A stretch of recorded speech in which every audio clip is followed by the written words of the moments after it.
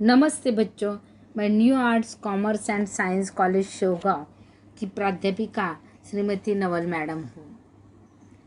आप लोगों को हिंदी पाठ्यपुस्तक के अंतर्गत जो लघु कथा है वे पढ़ाएंगी। पिछले वीडियो में हमने उषा की दीपावली के बारे में पार्श्वभूमि देखी है। अब हम प्रत्यक्ष यह लघु कथा जो है वे पढ़ेंगे और उसका अध्ययन करेंगे। दादी ने नरक चौदस के दिन आटे की दीप बनाकर मुख्य द्वार से लेकर हर कमरे की देहरी जगमगा दी थी, यानी दीपावली शुरू हो गई थी। नरक चौदस थी और उस दिन से हम दीपक जलाते हैं। घर की बड़ी स्त्री यानी दादी जो है उसने घर के द्वार से लेकर हर कमरे की देहरी पर आटे के दीप लगाकर जला दिए थे। घर पकवान की खुशबू से तरबतर था। घर में अलग अलग तरह की मिठाई बनाई जा रही थी और उसकी खुशबू से सारा घर जो है महक रहा था। गुजिया, पपड़ी, चकली आदि सब कुछ था, मगर 10 वर्षीय उषा को तो चॉकलेट और बंगाली मिठाई ही पसंद थी। लेकिन आप जानते हैं बच्चों, इतनी सारी मिठाई बनने के बाद भी आपको चॉकलेट और बंगाली मिठाई ही पसंद होती है। उसी तरह के इस उषा को भी चॉकलेट और बंगाली मिठाई ही पसंद है। दादी कहती है कि तेरे लिए तेरे पसंद की मिठाई आएगी। दादी उसे समझाती है कि यह मिठाई तो घर में आने वाले मेहमानों के लिए बनाई गई है, लेकिन तेरे पसंद की मिठाई और चॉकलेट जरूर घर में आएंगे। यह सब तो पड़ोसियों, नाते रिश्तेदारों, घर आए मेहमानों के लिए है। ये सब मिठाई नाते रिश्तेदारों के लिए, घर में आए हुए मेहमानों के लिए, पड़ोसियों के लिए बनाए गए हैं। आटे के दीपक कंपाउंड की मुंडेर पर जलकर सुबह तक बुझ गए थे। आटे के दीपक जो जलाए थे वे सुबह तक जलकर नष्ट हो गए थे। उषा जॉगिंग के लिए फ्लैट से नीचे उतरी तो उसने देखा पूरा कंपाउंड पटाखों के कचरे से भरा हुआ था। रात के वक्त पटाखे जलाए थे, आप लोग जलाते हैं ना, उसी तरीके से। तो उसका कचरा जो है वे पूरा कंपाउंड भर फैला हुआ था। उसने देखा सफाई करने वाला बबन उन दीपों को कचरे के डिब्बे में न डाल अपने जेब में रख रहा था, परंतु साफ सफाई करने वाला बबन नौकर जो है वे उस कचरे को साफ करते वक्त आटे के दीपक जो है जेब में डालता था और कूड़ा कचरा उठा रहा था। यह बात यह उषा देखती है। क्रूश का बबन कंपाउंड में झाड़ू लगाते हुए हर रोज उसे सलाम करता था। तुमने दीपक जेब में क्यों रख लिए? हर रोज सलाम करने वाले बबन को इस तरीके से आटे के दीपक जेब में डालते हुए उषा ने देखा तो उसने अनायास उसे प्रश्न पूछा कि तुमने दीपक जो है जेब में क्यों रखे?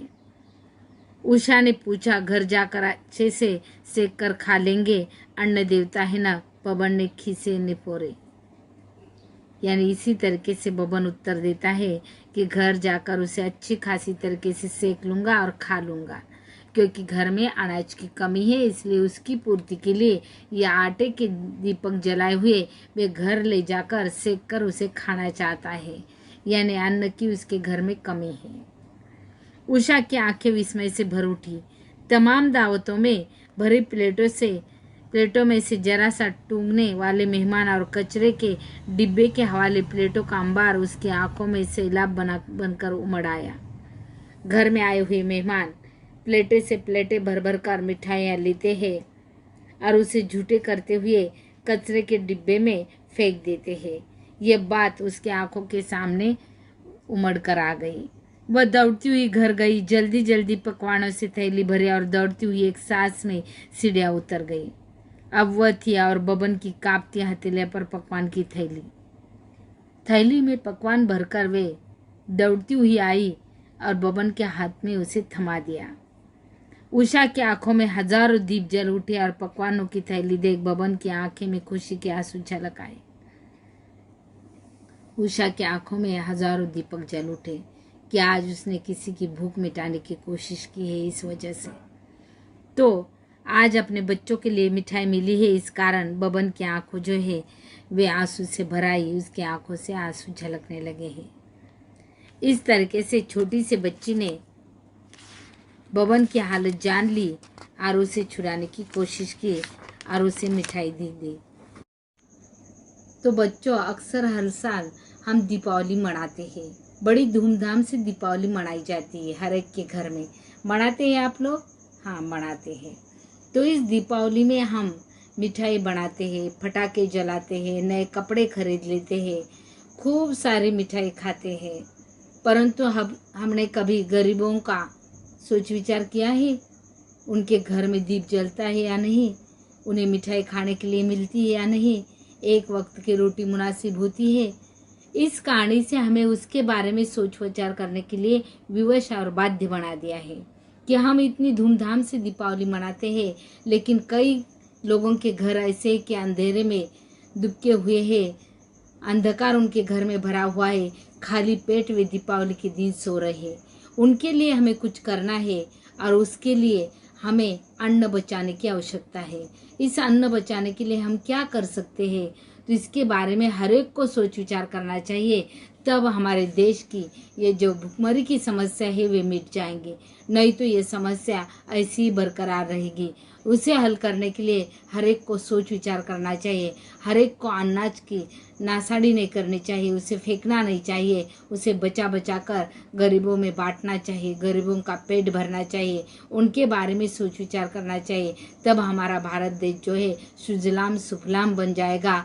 सारे लोग पेट भर खाएंगे, खुशियों से जीवन जिएंगे, रहने के लिए उन्हें घर मिलेगा, पहनने के लिए कपड़ा मिलेगा, खाने के लिए अनाज मिलेगा।